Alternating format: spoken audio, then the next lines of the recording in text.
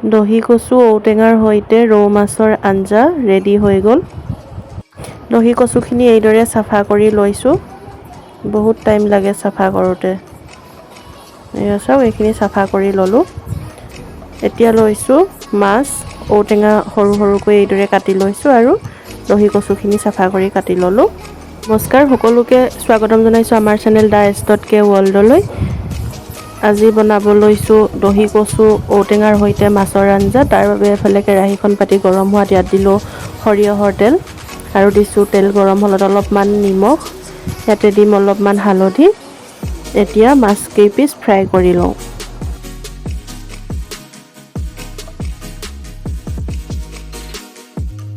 এয়া চাওক মাছ fry ready হৈ গ'ল।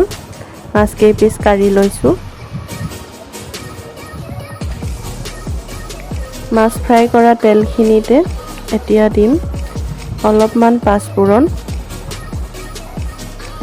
আৰু দিম কাটি লোৱা পিঁয়াজখিনি।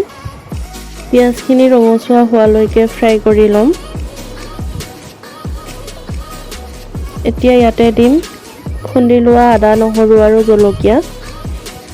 এইখিনি কেঁচা গোন্ধ যোৱালৈকে অলপ ভাজি ল'ম।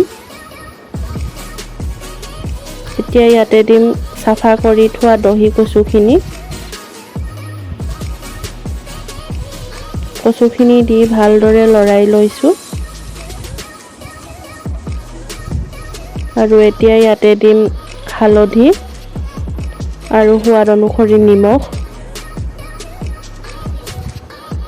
ভালদৰে এবাৰ লৰাই লৈছোঁ। এতিয়া ঢাকনখন দি সিজিবৰ কাৰণে ৰাখি দিম।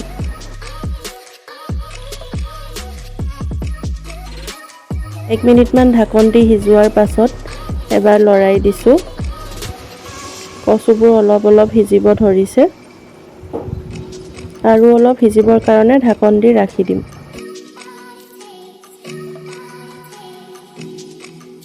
পুনৰ 1 মিনিটমান ঢাকন দি সিজোৱাৰ পাছত এবাৰ লৰাই দিছোঁ যাতে লাগি নধৰে। কচুবোৰ প্ৰায় সিজিছে।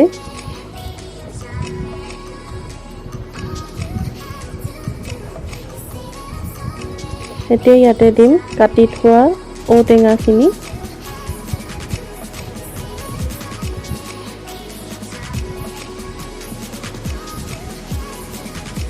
গোটেইখিনি এবাৰ ভালদৰে লৰাই লৈছোঁ।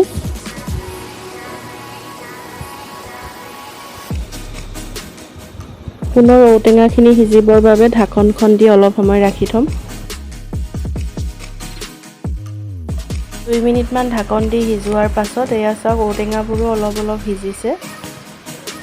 গেছটো বঢ়াই এতিয়া ইয়াতে দিম পানী।